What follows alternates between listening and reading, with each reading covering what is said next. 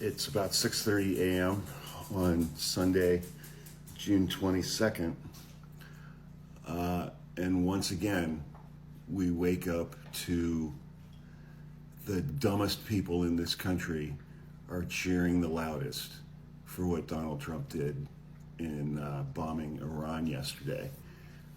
The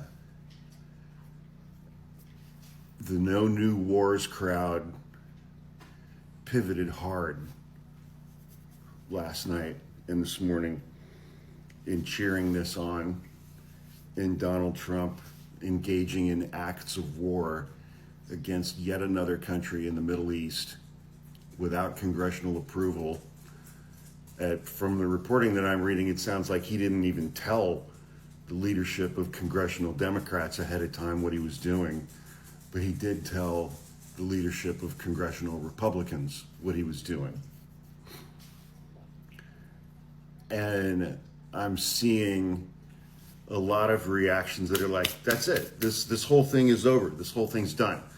Just one round of B-2s and bunker buster bombs and 30 Tomahawk missiles coming in from a Navy warship somewhere offshore. That's it. It's over. And now Iran is going to come to the table and we're going to work out a peace agreement. And I'm not military. I never served. I certainly never served in combat. I am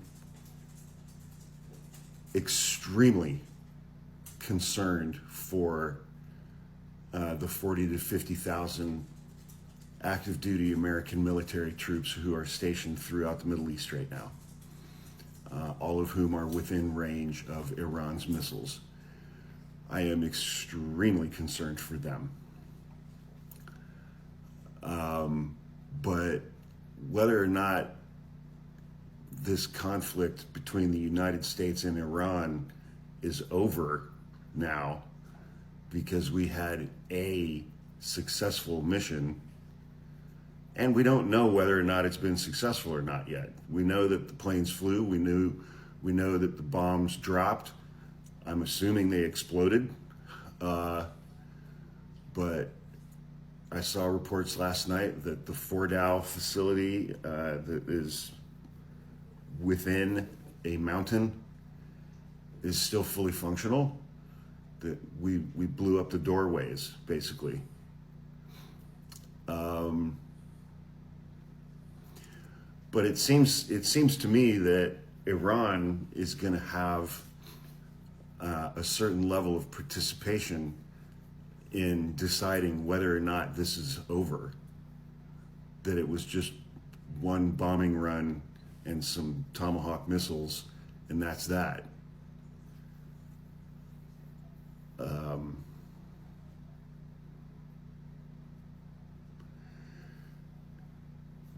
What if the bombs didn't hit their marks?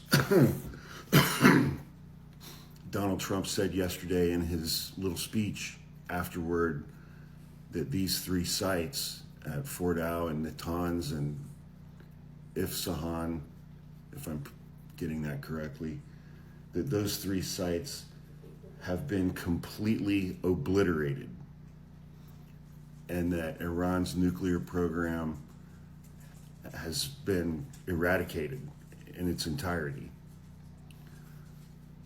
When he made that statement, he had absolutely no way of knowing whether or not that statement was true. And now we're seeing conflicting reports as to whether or not that statement was true. And, what's he going to do if the bombs didn't achieve the level of damage that he wanted them to? Is he going to do this again? Is Iran going to launch any missiles at U.S. military bases in the Middle East? They are all within range of Iran's missiles. And Iran's missiles have been doing quite a good job over the last several days within Israel and Tel Aviv and Haifa. I'm just incredibly concerned. for the members of our military in the Middle East. I have a lot of friends who served in the Iraq War and the Afghanistan War, and most of them are not feeling awesome this morning. You know,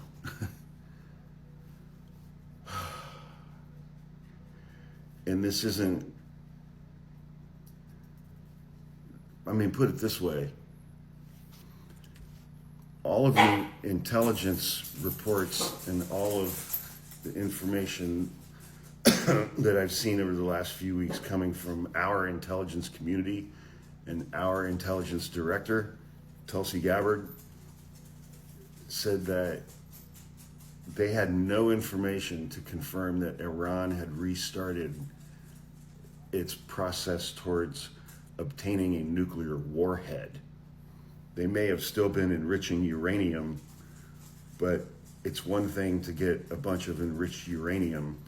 It's an entirely different thing and an entirely additional different process towards turning that into a weapon that is functional, that you can put on the tip of a missile and actually put that warhead on a target and have it go off. And intelligence has been saying this part they've not been doing, but we did this anyway. And if they had not been actively working towards a functional nuclear warhead that they can actually put on a target and have it be effective, you can sure as hell bet they're motivated to do that now because of what we did yesterday.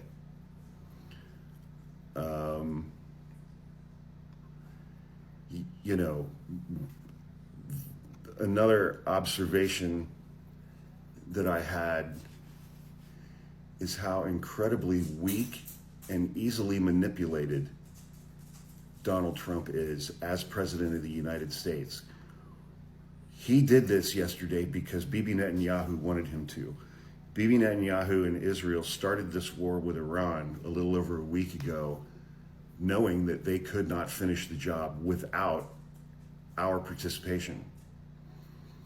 They started this war saying, we're going to destroy Iran's nuclear capabilities, knowing that they did not have any weapons that were capable of destroying Iran's nuclear capabilities at this Fordow site that is inside of a mountain.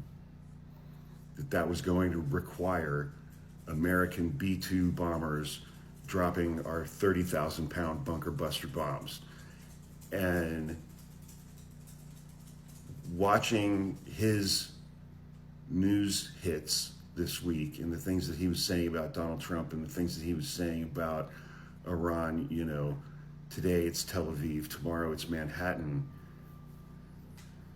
No basis in reality whatsoever. But all of that worked on Donald Trump. Bibi Netanyahu talked Donald Trump into starting a new war in the Middle East.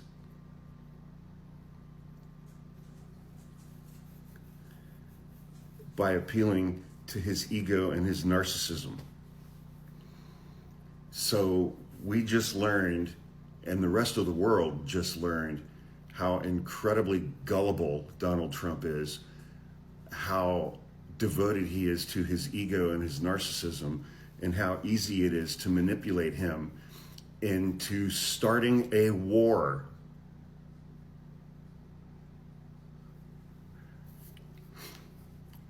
Other than that, I hope everyone has an amazing Sunday.